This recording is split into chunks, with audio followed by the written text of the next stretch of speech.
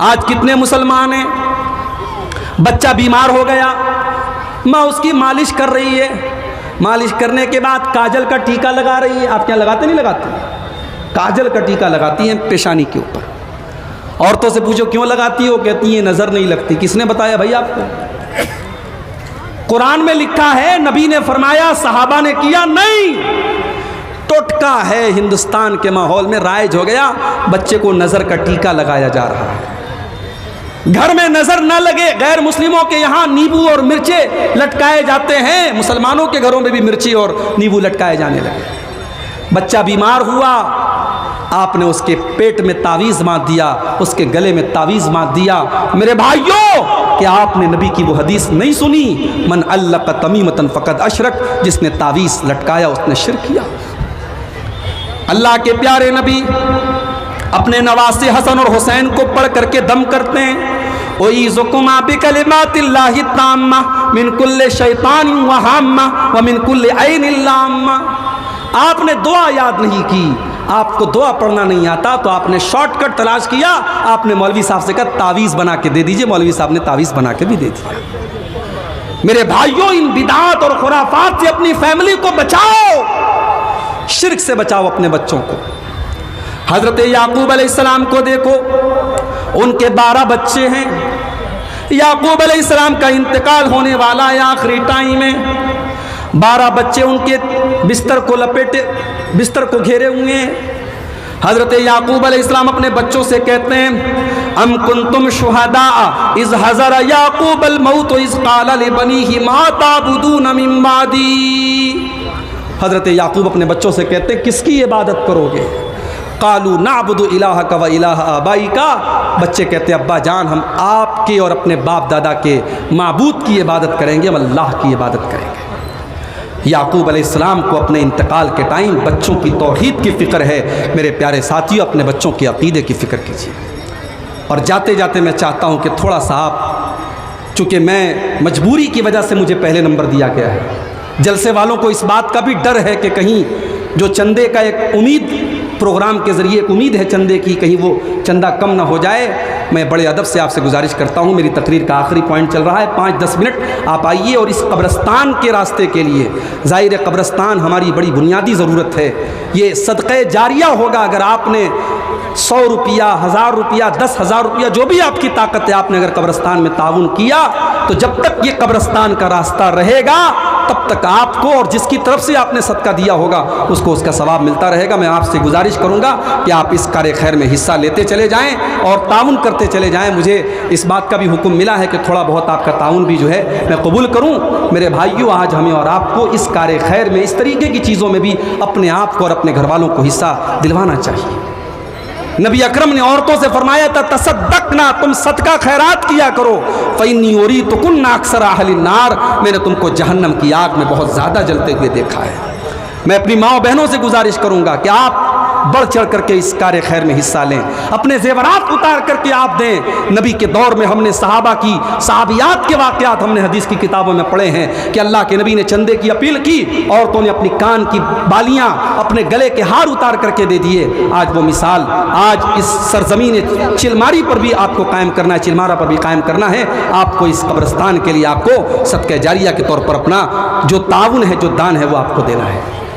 मेरे भाइयों, वक्त बहुत नाजुक है, वक्त बहुत नाजुक है और दीन और ईमान को बर्बाद करने के लिए बहुत सारे फितने इस वक्त जो है सामने आ रहे हैं। हमें और आपको, अपने आप को और अपने घर वालों को इन फितनों से बचाने की ज़रूरत है।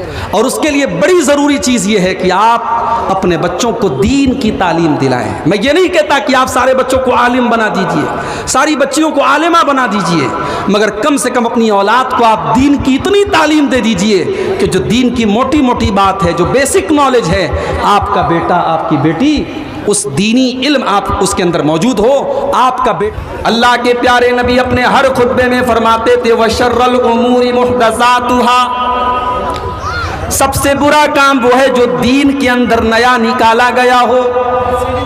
वह कुल्लु मुहदसतिन बिदा, और दीन के अंदर नया निकाला गया काम बिदात है।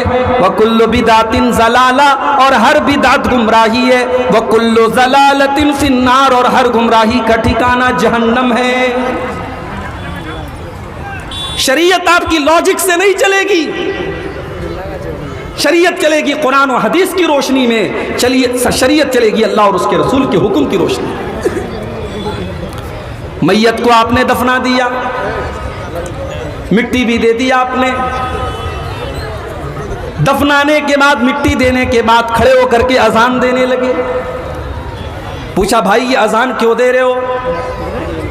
एक भाई कहने लगा हम इसलिए ये अजान दे रहे हैं क्योंकि इस मैयत से, इस मरने वाले से कब्र के अंदर सवाल व जवाब होने जा रहा है। और अल्लाह के नबी की हदीस है कि जब अजान दी जाती है तो शैतान भाग जाता है। हम इसलिए अजान दे रहे हैं कि अगर इसको बहकाने के लिए शैतान कब्र के अंदर आ जाए तो शैतान जल्दी से भाग जाए और ये सवालों का सही जवाब दे सके। लॉजिक तो बहुत अच्छी है, मंतिक तो बहुत अच्छी है, मगर सीधी सी बात यह है कि अगर मरने वाले के मरने के बाद और दफनाने के बाद और कफनाने के बाद अगर अजान देने से शैतान भाग जाता है तो नबी ने यह अजान क्यों नहीं दिलवाई, सहाबा ने यह अजान क्यों नहीं दिलवाई?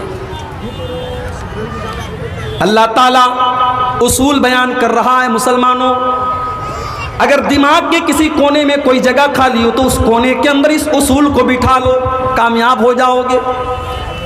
फमन काना यरजू लिका रब्बिही फलयामल अमलन सालिहा। तुम्हें अगर अपने रब से मुलाकात करना है, तुम्हें अगर जन्नत में जाना है, तुम्हें अगर अल्लाह की बारगाह में कामयाब होना है तो तुम नेक अमल करके आना, तुम अमल सालिह करके आना।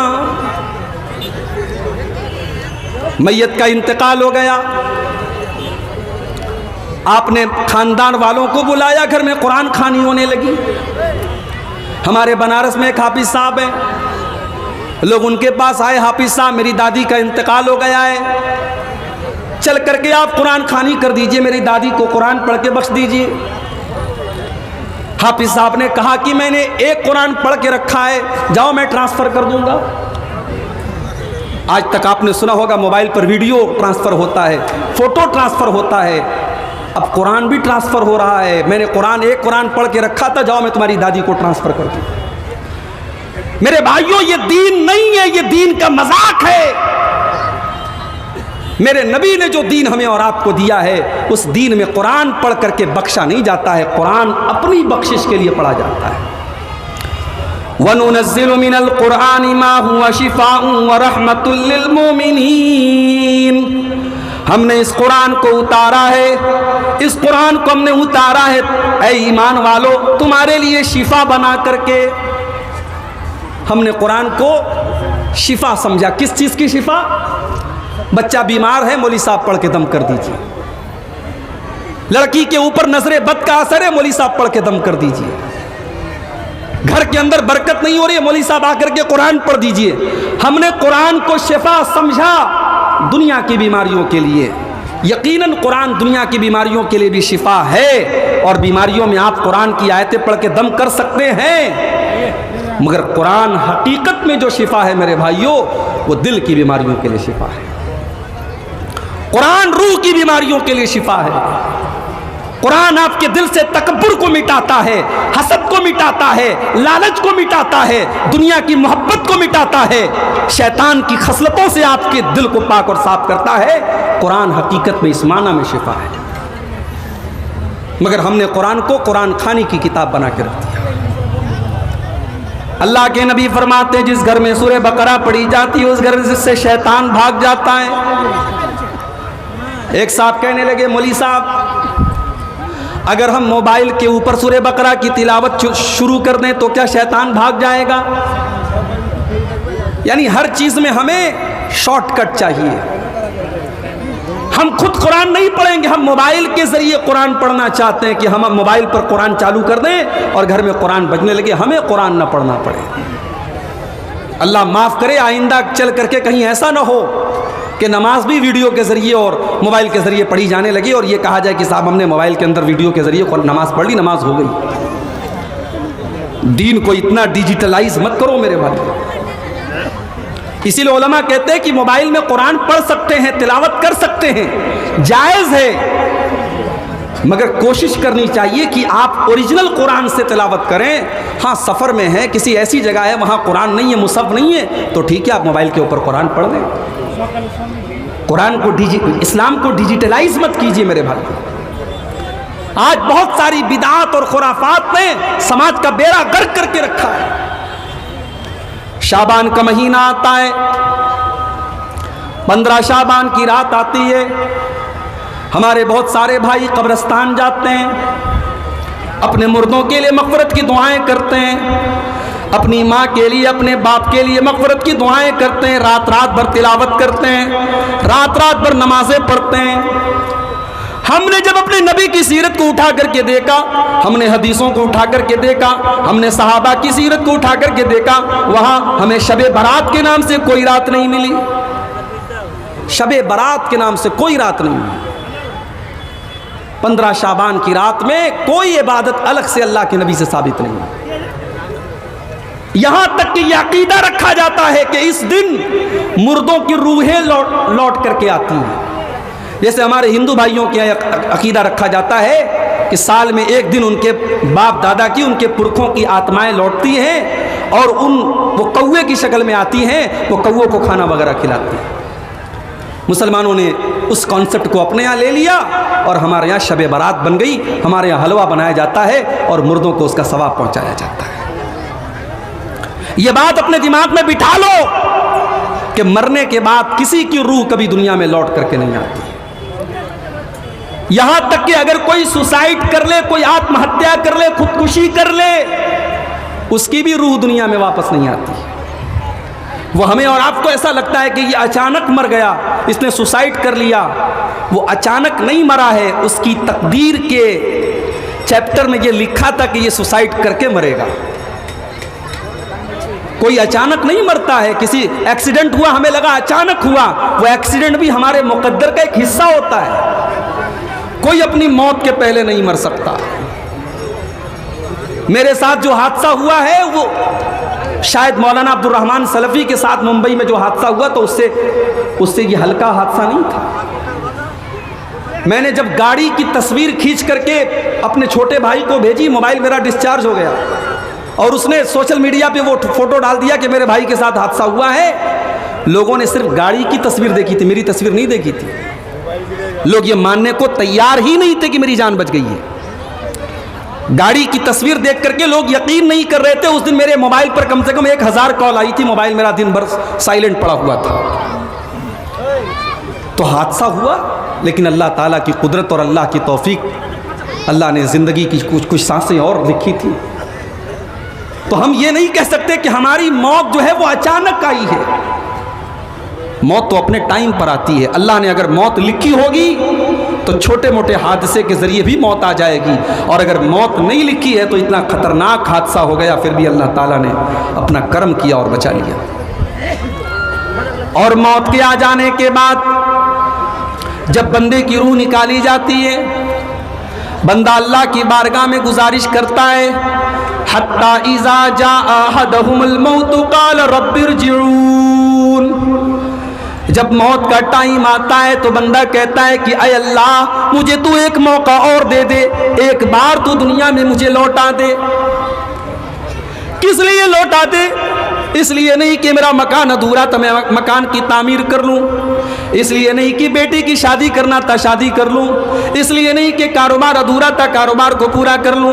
लअल्ली आमलु सालिहन फीमा तरक्तु। अय अल्लाह, मुझे बस एक मौका और दे दे ताकि मैं नेक अमल करके तुझको राजी कर लूँ। अल्लाह फरमाता है कल्ला, ऐसा हरगिज होने वाला नहीं है। इन्नहा कलिमतुन हुवा क़ाइलुहा, मेरे बंदे ये तो बस तेरी एक ख्वाहिश है जो तेरी जुबान से निकल रही है।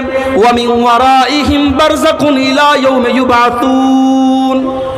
अब क़यामत तक तुझे बरज़ख में रहना है। अब तेरी रूह को दुनिया में लौटाया नहीं जाएगा। अब मरने के बाद तेरी रूह को दोबारा एक सेकंड के लिए भी दुनिया में नहीं भेजा जाएगा। हमारे यहाँ ये अकीदा गढ़ दिया गया, साफ शब बारात में बाप दादा की रूहें लौटती हैं। तो ये जो बिदात होती हैं, किसी ने बड़ी अच्छी बात लिखी है कि जो बिदात होती है वो हर साल एक नया बच्चा देती है।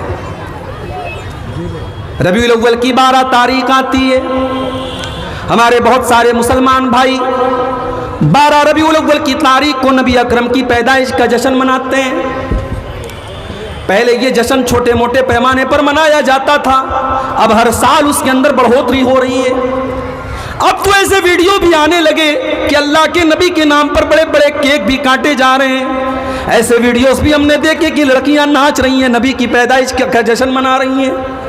इसी मालदा और कलियाचक की सड़कों पर हमने देखा नौजवान खूबसूरत लड़कियां बड़ी बड़ी गाड़ियों पर बैठी हैं और अल्लाह के नबी की मोहब्बत के नाम पर झंडे उठा उठा करके वो नबी अकरम का नारा लगा रही हैं। हो लोगों, जिस नबी ने अपनी उम्मत की बेटियों को पर्दे में रहने का हुक्म दिया, जिस नबी ने अपनी उम्मत की औरतों को यह हुक्म दिया कि जब भी तुम घर से निकलो तो पर्दे में निकलो, तुम्हारे जिस्म का कोई हिस्सा किसी गैर मर्द के सामने जाहिर ना हो, आज उसी रसूल की मोहब्बत के नाम पर जवान जवान लड़कियां आज अपनी खूबसूरती की नुमाइश कर रही हैं। जिस नबी ने अपनी उम्मत को यह तालीम दी थी, मन तशब्बहा बिकौमिन फहुवा मिनहुम, जो किसी कौम की नकल करेगा वो उसी कौम के साथ कल क़यामत के दिन उठाया जाएगा। हमने अपने नबी की मोहब्बत के नाम पर अपने नबी का ही बर्थडे मनाना शुरू कर दिया। हमने अपने नबी की मोहब्बत के नाम पर केक काटना शुरू कर दिया। कुछ दिन और गुजर जाने दो, अभी तो केक काटे गए हैं, मोमबत्तियां भी जलाई जाएंगी और जिस तरीके से बच्चे का बर्थडे मनाया जाता है और हैप्पी बर्थडे टू यू कहा जाता है, उस तरीके से हैप्पी बर्थडे टू यू या रसूल अल्लाह भी कहा जाएगा। आप देख लीजिएगा, अगर आप जिंदा रहे तो वो दिन भी आएगा। बिदात हर साल एक नए बच्चे को जन्म देती है। नबी अकरम जब नमाज पढ़ते थे, सलाम फेरने के बाद आप अल्लाहु अकबर कहते थे, अस्तगफिरुल्लाह अस्तगफिरुल्लाह अस्तगफिरुल्लाह कहते थे। मुख्तलिफ आप दुआएं पढ़ते थे, अल्लाहुम्मा अंतस्सलामु व मिनकस्सलामु तबारक या ज़ल जलाली वल इकराम, रब्बी इन्नी अला ज़िक्रिका व शुक्रिका व हुस्नि इबादतिका। मुख्तलिफ आप दुआएं पढ़ा करते थे। उसके बाद अगर किसी की मर्जी है, कोई चाहता है वो हाथ उठा के दुआ करना चाहता है, अपने लिए अपने बाल बच्चों के लिए वो दुआ कर सकता है, कोई मनाही नहीं है। हमने क्या किया, हमने नमाज पढ़ते ही सलाम फेरते ही हमने हाथ उठा के दुआ करना शुरू किया। इमाम ने हाथ उठाए, मुक्तदियों ने इमाम उठाए, मुक्तदियों ने हाथ उठाए, लोगों ने दुआएं की और उसके बाद सब उठ करके चले गए, सुन्नतें पढ़ने लगे और सलाम फेरने के बाद की जो दुआएं हैं वो कोई नहीं पढ़ रहा है।